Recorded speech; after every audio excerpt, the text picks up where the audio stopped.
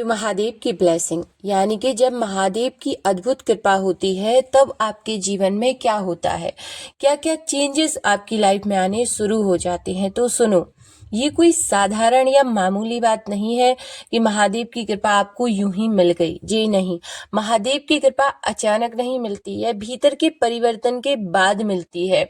ऐसा कहा भी जाता है ना कि महादेव की भक्ति वो ही कर सकता है, उनसे वो ही जुड़ सकता है जिसे स्वयं महादेव चुने।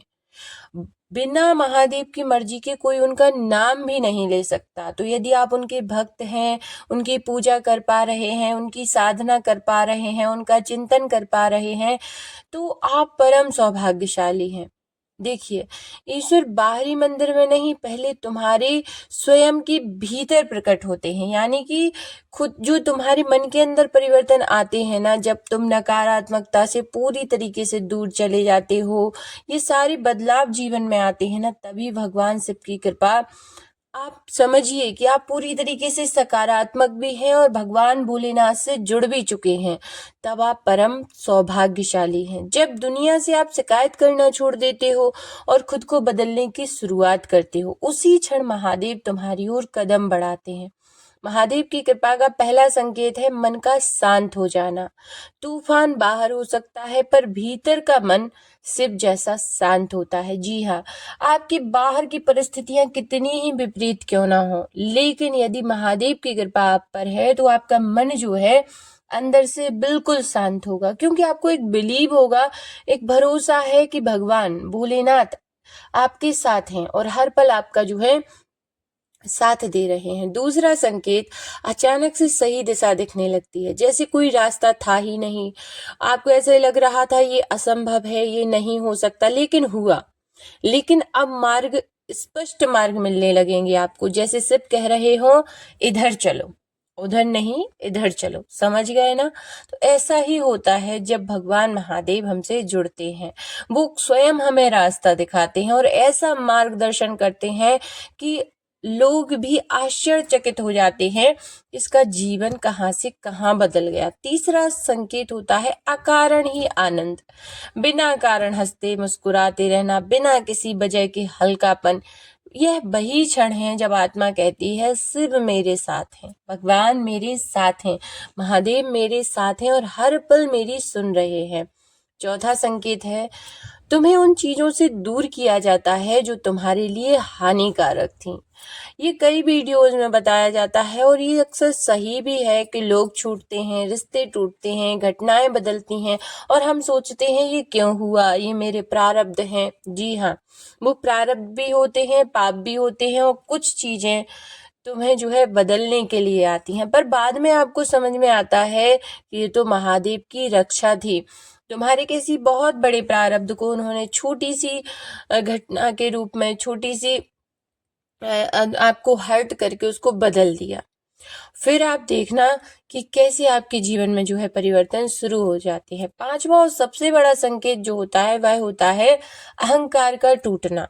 जी हाँ, आपका ईगो जो है बिल्कुल पूरी तरीके से जो है हट जाता है। जब तुम ये मान लेते हो ना कि मैं नहीं, सब कुछ वही कर रहे हैं, तो यहीं से महादेव की जो ब्लेसिंग की धारा है ना वो शुरू हो जाती है। अक्सर हमें लगता है मैं ये नहीं करूँगा तो ये नहीं होगा, यदि मैं नहीं होंगी तो मेरे बच्चों को खाना कौन खिलाएगा, मैं नहीं होंगी तो मेरे घर का ख्याल कौन रहे। उससे पहले भी रखा जा रहा था, आपसे पहले भी वो काम हो रहे थे जो आप अभी कर रहे हैं। तो इतना व्यर्थ में इतना लोड लेने की, इतना प्रेशराइज होने की कोई आवश्यकता है ही नहीं, क्योंकि जो हम अपने आप को इतना इम्पोर्टेंट समझ लेते हैं कि हम भूल जाते हैं कि करने वाला कोई और है। वो परम शक्ति है जो हर किसी को संभाल रही है। इस पूरे ब्रह्मांड में चींटी से भी छोटा अस्तित्व हमारा है।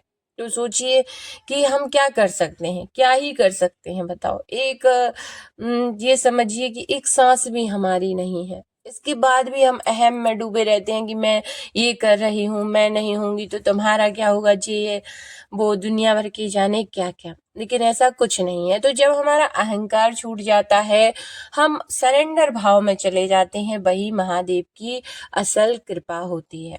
देखिए, तुम्हारी हर प्रार्थना वो सुनते हैं, पर तुम्हारी हर इच्छा को पूरा करने के लिए नहीं, तुम्हें योग्य बनाने के लिए कि तुम स्वयं अपनी इच्छाएं पूर्ण कर सको। यानी कि तुम्हें लगता है भगवान मेरी जॉब लग जाए, एक दो टाइम आपको अटेम्प्ट, आप टेस्ट देंगे नहीं निकलेगा, तो कहीं ना कहीं ये रहेगा कि आपको मेहनत करने की जरूरत है। खुद से हासिल करो अपने दिमाग को।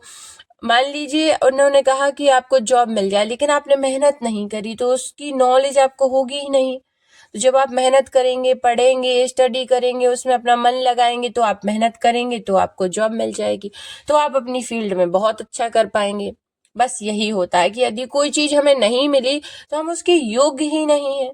तुम्हारी कमजोरी को वह शक्ति में बदल देते हैं, तुम्हारे आंसुओं को तपस्या में बदल देते हैं और तुम्हारे घावों को तुम्हारी आत्मा का आभूषण बना देते हैं। भरोसा रखो, जब तक तुम हार नहीं मानती, भगवान तुम्हें संभालते रहते हैं। और यकीन मानो, जब तुम विश्वास रखते हो, हारते नहीं हो, तो भगवान स्वयं तुम्हें अनुभव कराते हैं कि अभी तक के जीवन में वो तुम्हारे साथ है। सिर्फ केवल पाने के लिए नहीं, पाने से ही नहीं, समर्पण से मिलते हैं। जब भक्त झुकता है तब महादेव उठाते हैं। अब वो ऐसा नहीं है कि वो कोई आम लोगों की तरह आपको झुकाने का प्रयास करेंगी, नहीं मैं बड़ा हूं, ऐसा कुछ नहीं है।